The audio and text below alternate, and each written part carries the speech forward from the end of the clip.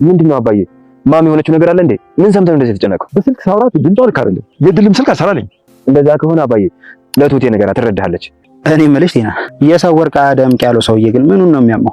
አንዴ ለትሁት አንዴ ለአባትየው ሳድላቸው ትሁትን ዛሬ ውሰዳት የሚሉ ነበር የሚመስሉት። አንቺ ደግሞ ጆተኒ መስል ያለ ገንዘብ አትሰሪም አይደለ? እባብ በቃቸው። አዲስ ነገር ካለ ንገሪኝ። ምድር አርተክሻላ ሰበሰብኩና አቀረብኩ። ወርቅ አገኘው ብለህ ሞኝ የሆነ ልጅ እንዴት አሰብሽው? እኔ እንኳን ስንት ዓመት ሙሉ ገጠር ብቻዬን የኖርኩት እንደሱ አልተጃጃልኩም። ዘሄዶ ወርቅ በወርቅ ያደርጋቸው ነው አይደል? ወገኛ ነው እንደው ልጄን ለመግደል መተህ ደግሞ አንተን ሰላም ልበል? እኔ ሰው ነህ ብዬ አንተ ከሷ ጋር ለማስማማት ትጣጣራለህ። አንተ በጎን ሄደህ ልጄን ለመግደል ትሞክራለህ። አሁንም ቢሆን አልተወውም። በሱ ምክንያት ያጣሁትን ክብሬን አስመልሳለሁ። ልብ ካለ እንዲሁ እንደሱ ፊት ለፊት አገጥ ከኋላ እያጠቃ ክብሬ ስትል ትንሽ አታፍርም? አባቴን ሰምቷል። ያ ሽማግሌ ደግሞ ከዚህ ቀዬ በህይወት አይወጣትም። ሳከብራችሁ የፈራኋችሁ መሰላችሁ እንዴ?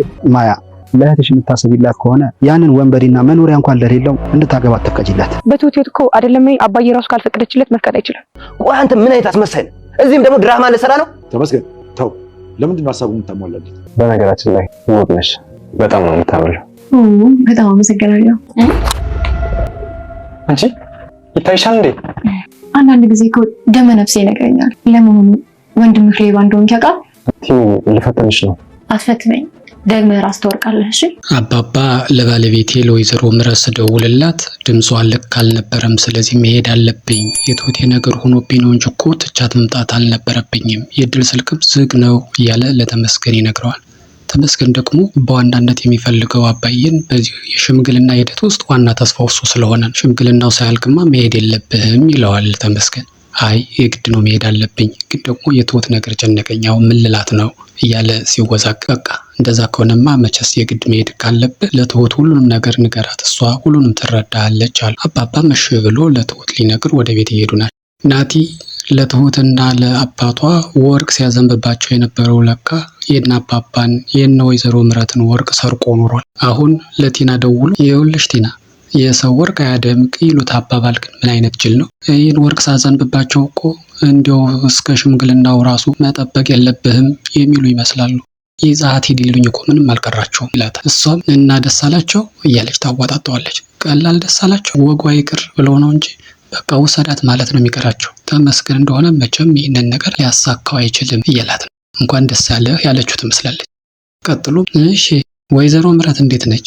እንዴት ነው ያለችበት ሁኔታ ብሎ ይጠይቃታል። እሷም ለዚህ መረጃ ክፍያ ጠየቀችው መሰለኝ። አንቺ በቃ እንደ ጆተኒ ሳንቲም ካልተቀበልሽ አሰሪም ማለት ነው ይሆን ሽባ ብሎ ስልኩን ጆሮዋ ላይ ዘጋው። አሁን ቲና ወደ ማዘሯ ወደ ወይዘሮ ምረት እየሄደች ነውና ለምንድን ነው ያልደወልሽልኝ?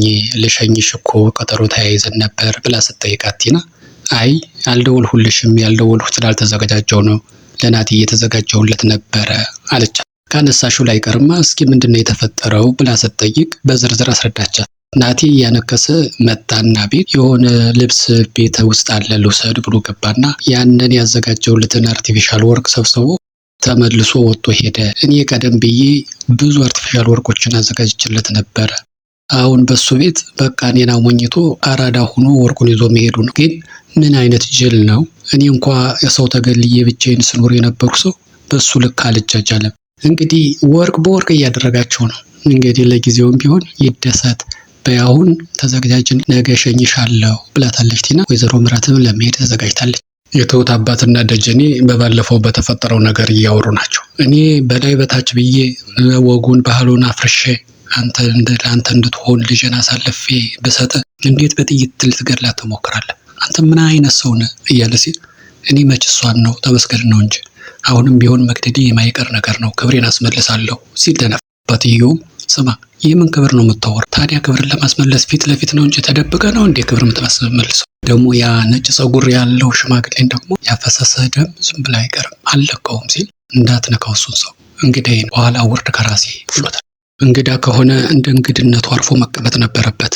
ነገሩን ለአባቴም ስለነገርኩት ከዚህ ቀበሌ ከዚህ ቀዬ ዝም ብሎ በሰላም የሚወጣ አይደለም ብሎ ሲፎክር ይኸውልህ ስለ አባት ብዬ ነው የተውሁ እንጂ ግንባርን ብዬ ገላግል ነበር። ደግሞ ሜድና የአባት ንገረው ይህንን ሰውዬ እንግዳዬን አንድ ነገር እንኳ ቢነካው ዋ ፈርቻ አይደለም አክብሬያችሁ እንጂ ብሏል የትሁት አባት።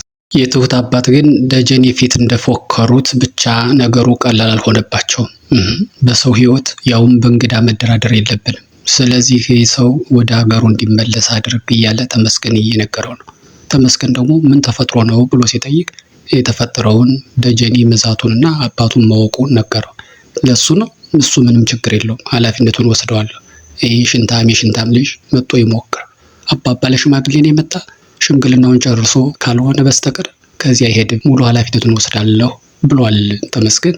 በዚህ ጊዜ የትሁት አባት እንግዲህ እኔ ተናግሬያለሁኝ ከዚህ የበለጠ ኃላፊነት መውሰድ አልፈልግም ብሏል። ተመስገን ችግር የለውም አትጨነቅ ብሎታል። ሌላው ጉዳይ ደግሞ እንግዲህ ናቲ ወርቅ በማዝነብ ብቻ ትሁትን ለሱ ሊያደርግ እንደማይችል የገባው ይመስላልና በዚህ ጉዳይ ላይ ትሁት ታናሽ እህት ማያ እንድታገዘው ፈልጉ። ሩጦ ደረሰባትና ይኸውልሽ እህትሽ የተንደላቀቀ ኑሮና ደስተኛ እንድትሆን ከፈለሽ እኔን እንድትመርጭ አድርጊ ይላታል።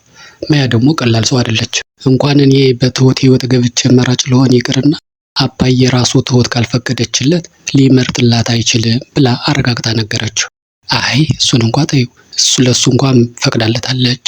ስለዚህ እኔን እንዲመርጥ አድርጌ አግዥኝ ይላታል። እሺ እንዲው ላግዝህ ብል እንኳ በምን መልኩ ነው ላግዝህ የምችለው ብላ ስትጠይቀው የተሻለ ኑሮ የምትኖረው ከኔ ጋር እንደሆነ ለአባትሽ አስረጅ ብሎ ሲላት ከየት ማቀን ነው ስላንተ ለአባቴ እንደዚህ ብዬ የምነግረው ብሎ ስትለው እኔ እነግርሻለሁ አላላትም። በላት ቀልደኛ አንተ እዚህ ብዙ ትቆያለህ ብላ በቆመበት ትታው ሄደች። እንግዲህ ቲና ከወይዘሮ ምረት ጋር የነበራትን ቆይታ ከጨረሰች በኋላ ወደ ቤት ተመልሳለች። ወደ ቤት ስትመለስ ግን ጉድ ነው ያፈላችው። እንግዲህ የበሌ ወንድም ቁጭ ብሎ ጠበቃት ብቻው። እሱም ለማሽኮርመም እየሞከረ ነው። በጣም ውብ ነሽ፣ ቆንጆ ነሽ እያላት ቲናም በውስጧ የውስጧን ይዛ ደስ ብሏት ትስቃለች። በዚህን ጊዜ ኖርማል እያጃጃልኋት ነው ብሎ አታይም በሚል ቦርሳዋን ሊፈትሽ ሲል ቦርሳዋን ነጠቀችው። በጣም ደነገጠ።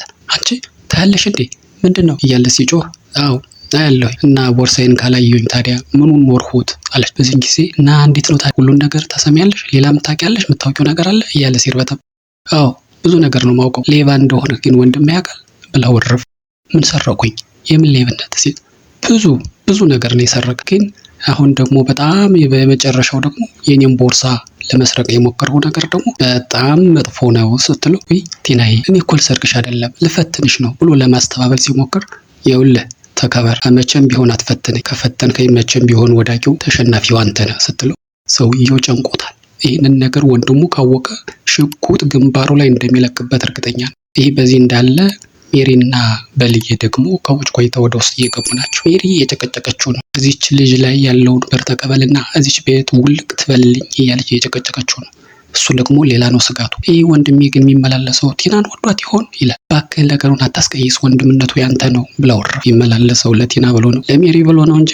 ለማንኛውም እጠይቃታለሁኝ በቃ አጨጨቂኝ ብሏታል። እሷም አሁን እንደገባን ጠይቃት ብለዋለች። እሺ ብለው ተያይዘው ወደ ቤት እየሄዱ ናቸው። እንግዲህ መላኩም እንደገባ ብሩን ወደ እኔ አስተላልፊው ብሎ ሲላት ቲና የምን ብር? እንዲያውም እውነቱን ልንገር በዚህ ብር ዙሪያ ላይ አንተና እኔ ሪል የሆነ ፊርማ ወይ ውል ሳይኖረን ከአካውንቴ ብሩ አይንቀሳቀስም ብላ ሳረፈችው። ጉድ ነው፣ ብዙ ነገር ነው እንግዲህ የዚህ ላይ የሚበላሸው። ተጨንቀዋል። ምን ይበሏት? በግድሽ ነው እንዳይሉ አስገድደው አካውንቷን ያወጡት። ስለዚህ ምን ሆንክ ብላ ስትለው ምን ሆናል ያው ተረጋግቼ በድጋሚ ለማውራት እሞክራለሁኝ እንጂ አልጮ ነገር እያለ ነው መላኩ። በሌላ መልኩ እንደገና ደግሞ ቅድም አባባ ወደ ቤት እመለሳለሁ ስላለ ትሁትን እያሳመናት ነው። ትሁት እባክሽን መሄድ አለብኝ የግድ እዛ ሰላም መሆኑን ማረጋገጥ አለብኝና አብረን እንመለሳለን እያላት ብዙ ከተጨቃጨቁ በኋላ እሺ በቃ በሰላም ሄድ ብላ ልሸኘው ስትል ወይዘሮ ምረት ፊት ለፊት ሆና ከኋላ ደግሞ ተመስገን ከቻሉ በፍቅር ድንገት በቃ ሰርፕራይዝ ነው የተፈጠረው። ደስ የሚል ሰርፕራይዝ። በሌላ መልኩ እንደገና ይህን ብር አልሰጣችሁም ስላለች ቲና የመላኩ ወንድ ቲናን ለመጀንጀንም ይሁን ወይም ሌላ ጾታዊ ትንኮሳ ሊያደርግባት ፈልጎ ሊስማት በሚመስል መልኩ ጠጋ ሲል ቲና ሆዬ በጥፊ አሞቀችው። ሰውየው ጨንቆታል። የሚያደርገው ግራ ገብቶታል። ይፈጠር ይሆን